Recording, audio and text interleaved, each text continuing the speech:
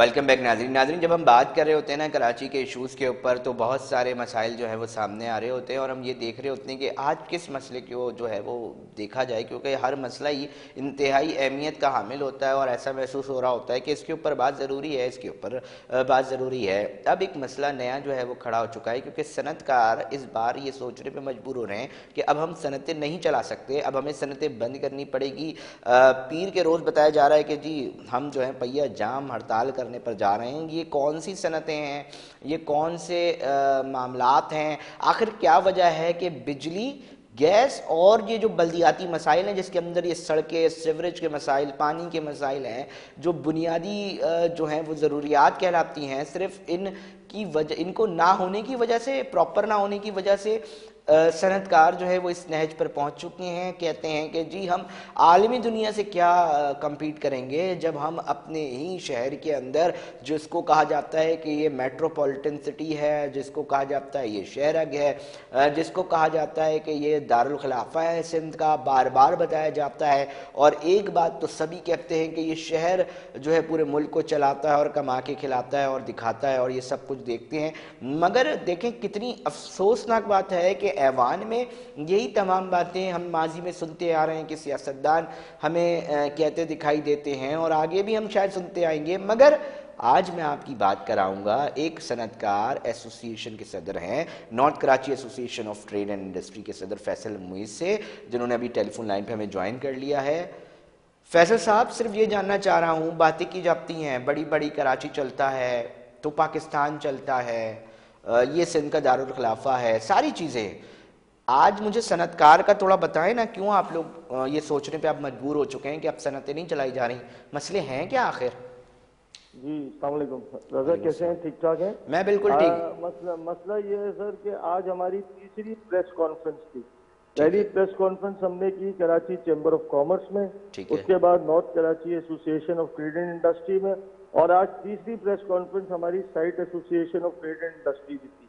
ठीक है। इस वक्त जो मामलात हैं कि ये जो केयर टेकर गवर्नमेंट है, इसने जिस तरह रेट हाइक की है गैस की, ठीक है। एकदम 1100 रुपए से उठा के इन्होंने 2200 रुपए पे रेट कर दिए। किसी तरह भी इन्होंने किसी सनतकार को, किसी स्टेक होल्डर को लूप में नहीं लिया और एकदम डबल कर दिए रेट गैस के। ठीक है। अच्छा, इसमें जो छोटी इंडस्ट्री है, मैं रिप्रेजेंट करता हूँ एसएमईज को। नॉर्थ कराची इस वक्त जो है वो सियालकोट के बाद नंबर 2 है पूरे पाकिस्तान में, और सिंध का सबसे बड़ा स्मॉल मीडियम एंटरप्राइज का जोन है। इन्होंने उस छोटे इंडस्ट्रीज को, जो छोटी इंडस्ट्री चलाता है, उसको मदूज खातिर नहीं रखा और इन्होंने एकदम रेट बढ़ा दिए तमाम इंडस्ट्री।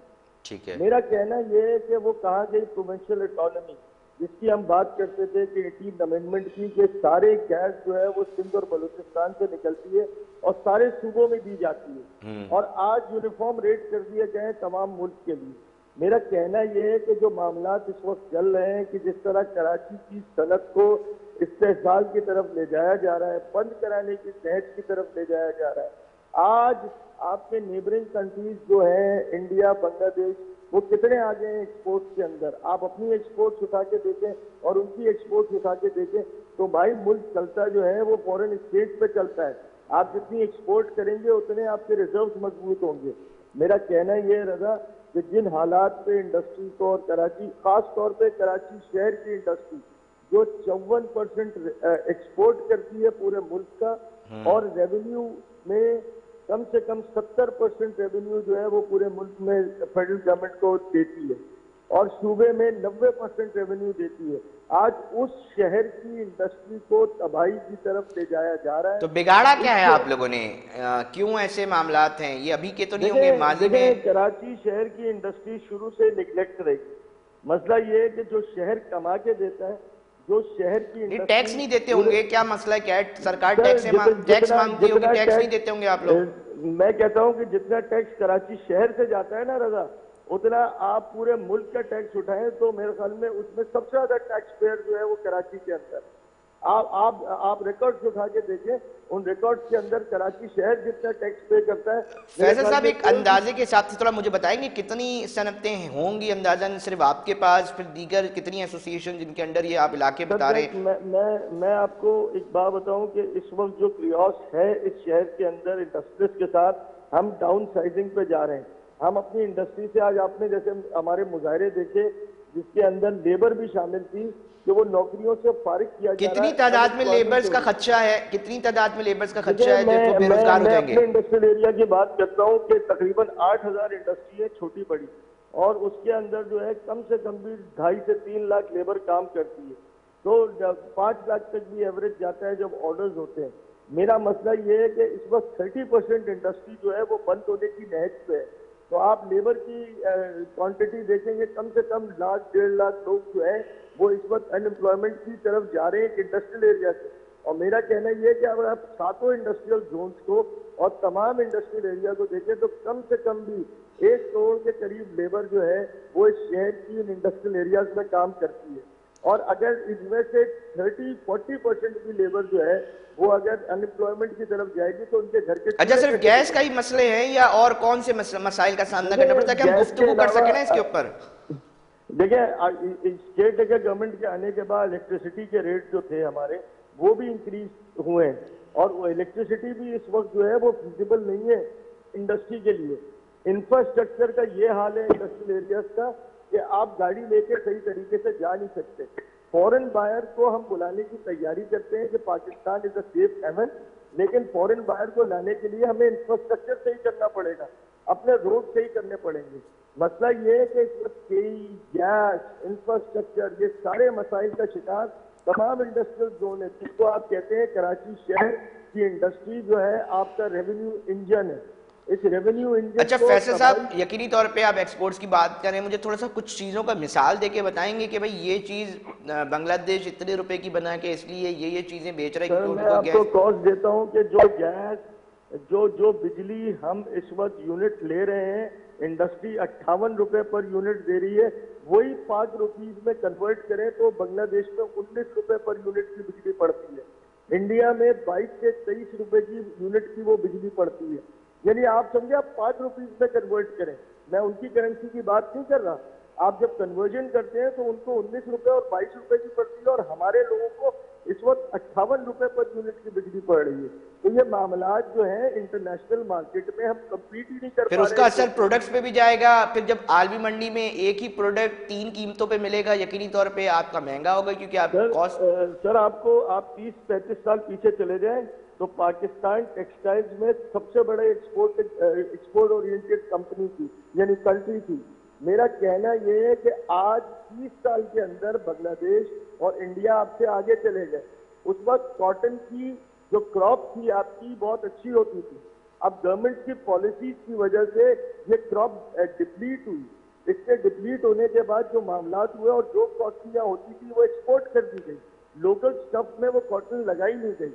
मेरा मसला ये है कि जब कॉटन हमारी अपनी होती थी, एक्सपोर्ट हम करते थे, हम कम्पीट करते थे, उनसे कम रेटों में हम माल देते थे। आज जो मामलात हैं कि वो हमसे कम रेटों में माल दे रहे हैं। जितने स्टोर्स आप जाके देखें यूरोप में, यूएसए में, इस वक्त जो माल 30 साल पहले हमारी मार्केट थी आज सब उनकी मार्केट बन चुकी है। तो थोड़ा सा मतलब ये भी है कि बताइएगा ना फैसल मुझ साहब, देखें बात ये है कि हमने फैसलाबाद के सनतकार या दीगर शहरों के सनतकार इस तरह शोर मचाते नहीं दिखाई देते ना, आप लोग कोई खास क्यों, मतलब थोड़ा सा वजूहात जानना चाहते हैं ना वहां पर भी जो कीमतें। देखिए सर मैं आपको एक बात बताऊं, कराची की इंडस्ट्री को, मेरे ख्याल में कराची शहर की इंडस्ट्री को हमने पता नहीं क्या समझ लिया है कि हम कौन लोग हैं, क्या हैं। देखिए मसला ये है मतलब क्या है, कौन लोग हैं, मतलब मैं समझ नहीं पा रहा, थोड़ा खुल के मैं बता बता दें। रहा हूँ, मैं आपको बताने की कोशिश कर रहा हूँ कि कराची में जो लोग रहते हैं वो नहायत ही शरीफ लोग हैं। वो टैक्स भी पूरा देते हैं, वो हर चीज का बिल भी पूरा देते हैं। और आप पाकिस्तान के दूसरे हिस्सों में जाओ, वहाँ टैक्स की कलेक्शन क्या है या बिल्स की कलेक्शन क्या है। जब मसला ये है कि हम कराची शहर से हर चीज पे करने के बाद भी हमें उन चीजों का इंसेंटिव नहीं मिल रहा। हमारी प्रॉब्लम ये है कि हम इस शहर से पाकिस्तान के लिए सब कुछ कर रहे हैं, लेकिन इस शहर से तो कुछ नहीं मिल रहा। और मैं आपसे आज जिक्र जरूर करूंगा कि पिछली जितनी गवर्नमेंट आई है उन्होंने शहर के लिए कोई खातिर ख्वाह काम नहीं किया है। इस शहर को बनाने के लिए, इसके इंफ्रास्ट्रक्चर को डेवलप करने के लिए, यहाँ इंडस्ट्री के मसाइल को हल करने के लिए जो खातिर ख्वाह चीजें नहीं हुई है। जितनी भी गवर्नमेंट आई है पिछले अदवार में, पिछले 20 सालों में, उन्होंने कोई काम ऐसा नहीं किया है। नहीं, मगर बात ये है ना कि हम दीगर शहरों की तरफ रुख कर रहे हैं। पहले भी फराजुर रहमान साहब आए, उन्होंने कहा जी लाहौर मुंतकिल करने पर मजबूर हो रहे हैं, ये सोचने पे मजबूर हो रहे हैं। तो भाई मैं यही एलियन तो नहीं है ना, वहाँ पर भी यही लोग देखिए हैं देखिए मैं आपको इसी आपको एक बात बताऊं, वो देखिए कराची की हालत जो है वो थोड़ी अबतर ज्यादा है दूसरे दूसरे शहरों के मुकाबले में, लेकिन हालात पूरे पाकिस्तान में एक जैसे इंडस्ट्री के रेट वहां भी हाइक हो रही है, हर चीज हो रही है। इस वक्त इंडस्ट्री वहां की भी जो है वो शोर एहतजाज कर रही है। हमसे राब्ता किया है फैसलाबाद के लोगों ने भी, हमसे राब्ता किया है सियालकोट के लोगों ने भी। इस वक्त इंडस्ट्रियलिस्ट जो है वो पूरे पाकिस्तान में परेशान है इस रेट हाइक से। मतलब ये कि हम कहीं जा ही नहीं सकते। हाँ, हम फ्लोट कर सकते हैं ये पैसा पाकिस्तान से बाहर, और काफी लोग ये सोच रहे हैं कि हम इस पैसे को फ्लोट करें, पाकिस्तान से बाहर कोई इन्वेस्टमेंट करें, इसलिए कि नहीं। आगे तो जो आप चीजें। मुझे ये बताएं ना, अगर आप लोग इस तरह बात कर रहे हैं कि नौकरियों से निकाल देंगे तो इंतहाई मसला एक और संगीन खड़ा हो देखिए जाएगा। वैसे ही लोग बेरोजगारी है, चोरी डकैतियां पड़ रही हैं, एक अजाब में मुब्तला हो गए हैं शहरी जो हैं। अब ऊपर से अगर रजा आप लोग भाई, और हम तो ये नहीं चाहते, हम तो सबको नौकरियों पे रखना चाहते हैं। और इस कराची शहर ने अपनी गोद में तमाम लोगों को समेटा है, पूरे पाकिस्तान के लोगों को जो यहाँ आते हैं और नौकरियां मिलती हैं। मेरा सिर्फ कहना यह है मेरे प्यारे भाई कि इस वक्त जो सिचुएशन है, हालात है इंडस्ट्री की, उस हिसाब से हमें तो डाउन साइडिंग करनी पड़ेगी। मैं अपनी जेब से नुकसान थोड़ी करूंगा अपनी इंडस्ट्री चला के। रीजन ये है कि इस वक्त ये हुकूमतें वक्त नहीं, को आपने सोचना लोगों से चाहिए। बात भी की होगी, आपके पास लोग आते भी हैं, देखिए देखिए मुलाकातें भी होती रही है हम माजी में, तो हम क्या मसला है? सुन नहीं रहे लोग आपकी?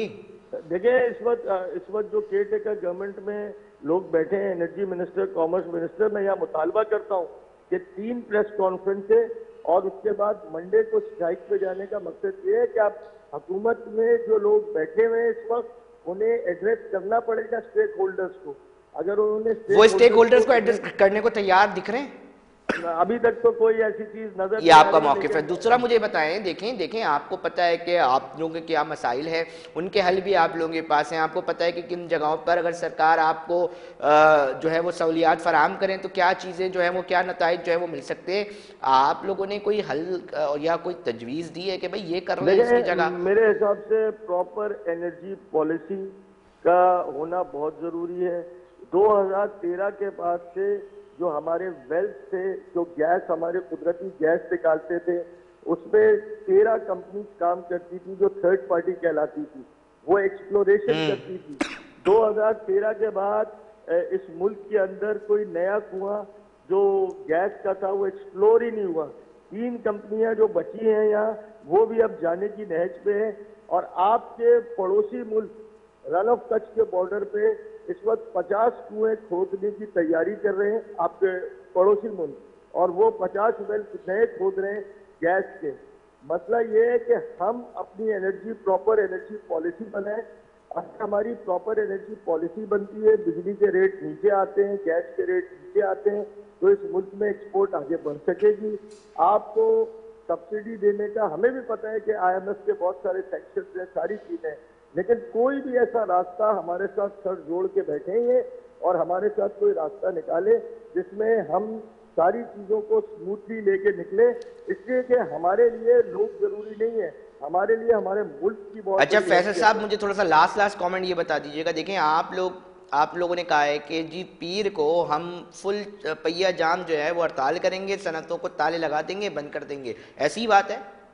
जी बिल्कुल ऐसे ही है। पीर को हमने आज ऐलान किया है SITE association of trade and industry में, पीर को तमाम इंडस्ट्रियल जोन, 7 इंडस्ट्रियल जोन बशमूल कराची चैम्बर ऑफ कॉमर्स, तमाम इंडस्ट्री बंद रहेगी।